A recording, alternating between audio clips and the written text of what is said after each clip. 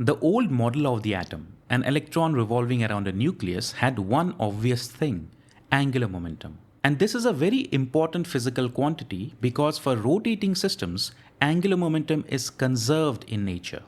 But now, in modern physics, this electron revolving around a nucleus has been replaced by a stationary electron cloud model of the atom. This is because quantum mechanics can predict the probability density of where the electron is most likely to be found in the atom. Now in this model, the angular momentum quantity may not be very obvious, but it is still ever present. And more importantly, in atomic physics, it is quantized. So the question is, what is quantization of angular momentum? You see, in the classical model of a particle revolving around a nucleus, there is no restriction on the magnitude or the direction of the angular momentum. Depending upon the speed, radial distance, or the plane of revolution, the angular momentum vector can take any direction or magnitude in classical physics. But that is not true in quantum physics, because when we talk about quantum systems, angular momentum can only take those values which is allowed by the theory of quantum mechanics. In fact, the magnitude and the direction of angular momentum can only take very specific values, which is known as the quantization of angular momentum.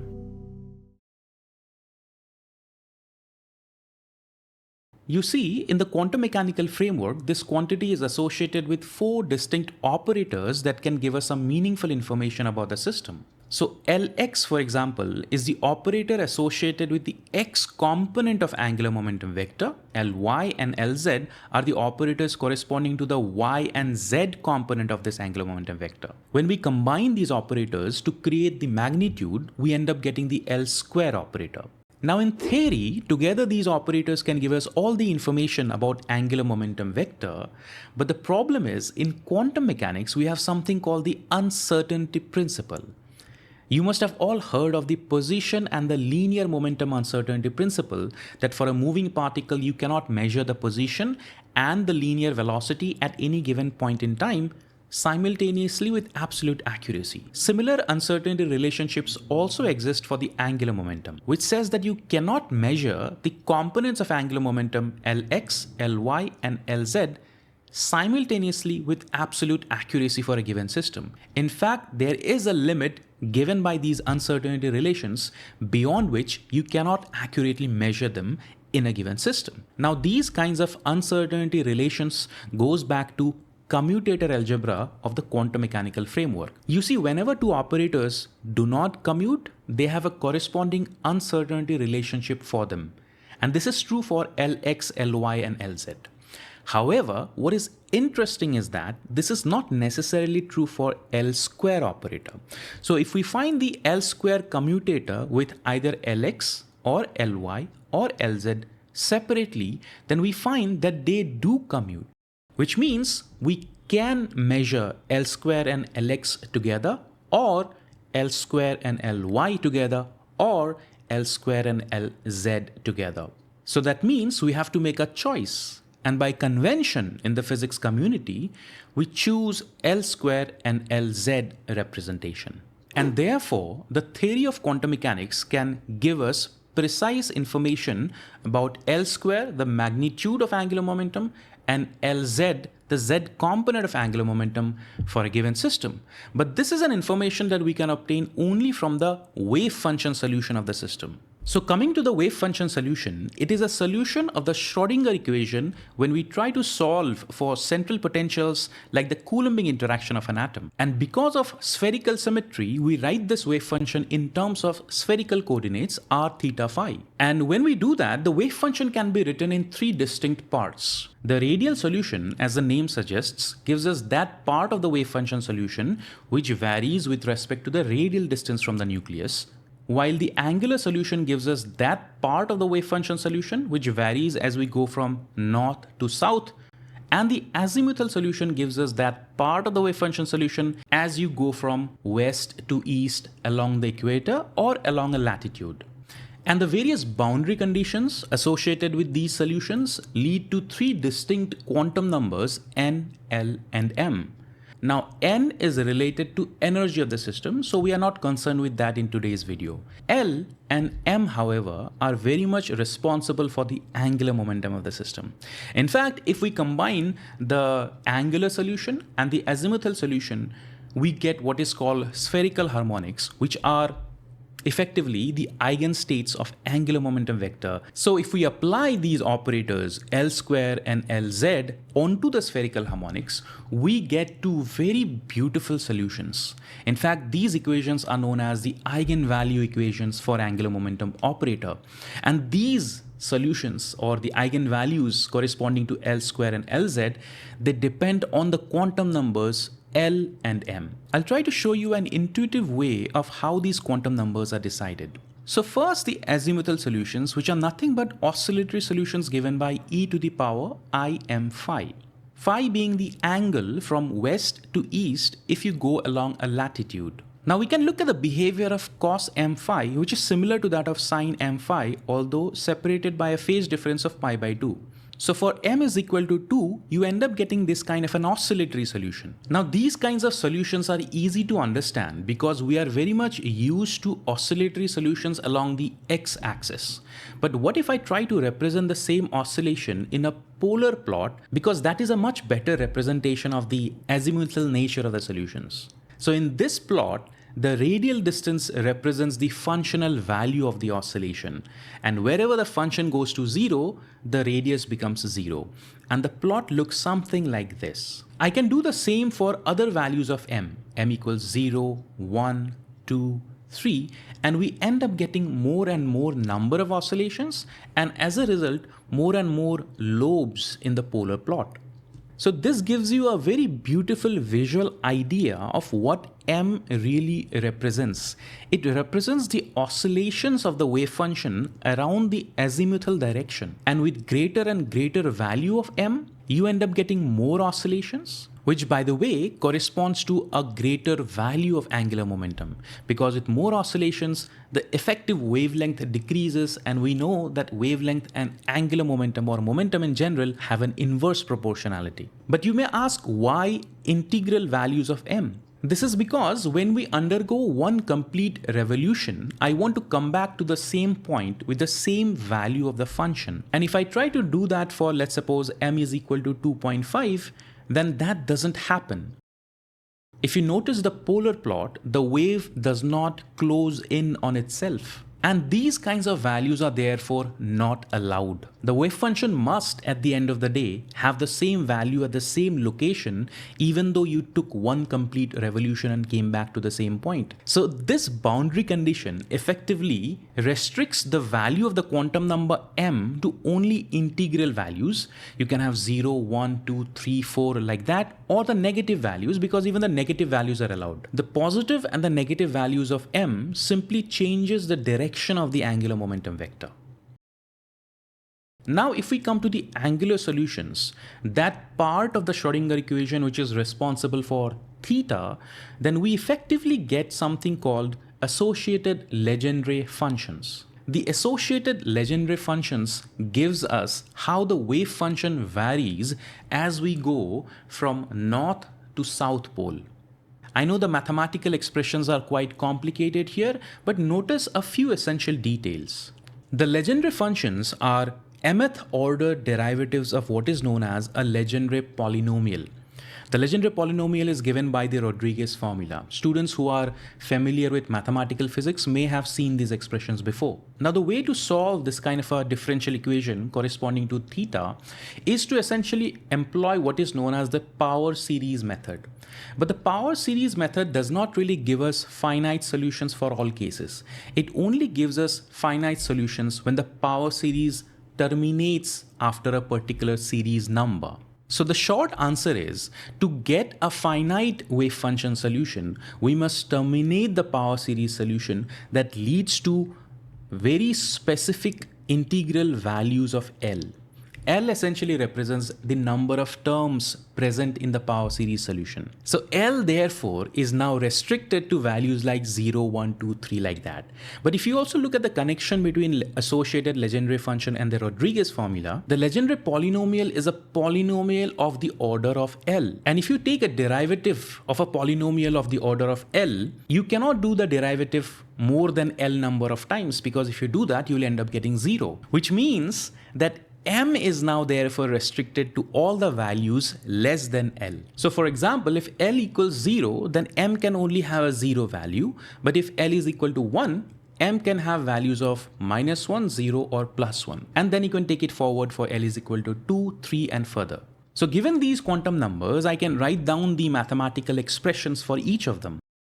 And I can in fact represent them in a normal 2D plane graph. You can clearly see the oscillatory nature of these solutions. What's even interesting is if I try to plot them in a polar plot with respect to theta, then suddenly we have these beautiful diagrams, these lobe and petal-like shapes. In fact, if we combine the azimuthal solutions that you saw earlier and these associated Legendre polynomial plots, we effectively get an idea about the shape of the orbitals and why orbitals have those unique shapes of lobes and petals, etc. But a detailed discussion on that is probably a topic for a next video. Today I want to focus on angular momentum.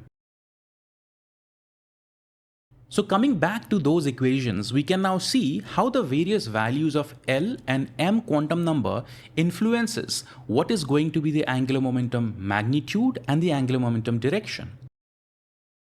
So for example, if we take L is equal to 0, the s orbital, it's clear that the magnitude of angular momentum is 0 and the z component of angular momentum is 0. That means the s orbital has no angular momentum at all. And this is kind of the easiest example to understand. But if we go to L is equal to 1, what happens then? Here, the magnitude of angular momentum is √2 h cut. But the z component can have three distinct values of -h cut, 0 and +h cut. How do we represent them in a diagram, for example? It can only have a fixed length, so it can only be found on the surface of a sphere. Any value above that or any value below that is not allowed. So for a p orbital, the angular momentum vector will lie only on the surface of the sphere. Now what if we include the z component? The z component is effectively the component of this L vector onto the z-axis. Now all the angular momentum vectors that will have a very specific z component lies along the conical surface which intersects with the sphere and creates this circular shape. Now this diagram visually demonstrates beautifully what are the magnitudes and the directions of the angular momentum vector for the p orbital. As far as magnitude is concerned, only one value is possible, √2 h cut. No other value is allowed. But as far as the direction is concerned, the angular momentum vector can lie on any one of these conical or circular surfaces. Now at this point in time, there are a few questions that may have come up in your mind. First of all, when we earlier talked about the convention of L square and Lz, I specifically mentioned that these are the only two quantities that we can precisely know. But from the diagram, you may say that, wait, the choice of coordinate axis is ours, right? So why don't we choose the z-axis to be along the direction of the angular momentum vector? Now, if you notice, if I do make that choice, if I choose the z-axis to be in the direction of the angular momentum vector, then Ly and Lz will become precisely equal to 0. Now that is not allowed in quantum mechanics. Goes back to the uncertainty principle. So therefore this is the only reasonable explanation. And even by the way here, as the angular momentum vector can take any orientation on the conical shape, if you look at its rotation at each point along the circle, it projects different values on the xy plane, which is perpendicular to the z-axis. And because it projects different values on the xy plane, the components of Lx and Ly is constantly changing. In fact, the average of Lx and average of Ly comes out to be 0 because they can take positive and negative values here. So the theory can only tell us what Lz and L magnitude is. It cannot tell us what Lx and Ly are. And one more misconception that may arise here in this diagram is the angular momentum vector precessing around the z-axis?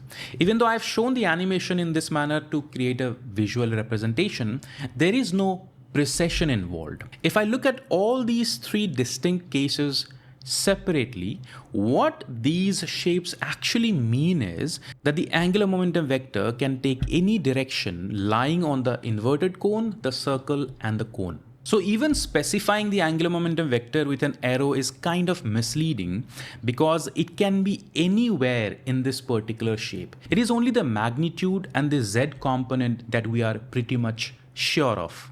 The exact direction is still kind of smeared along the cone or along the circular surface. We can do the same thing for d orbital for quantum number L equals to 2. If I do that, we will see that the magnitude here comes out to be √6 h cut, and the possible z components comes out to be +2 h cut, plus h cut, 0, minus h cut, and minus 2 h cut. In a very similar manner, we can represent them in this beautiful diagram. The angular momentum vector has a magnitude which is √6 h cut, which is fixed by the radius of a sphere, and their z components leads to these kinds of conical and circular surfaces where the angular momentum vector is effectively smeared across those surfaces.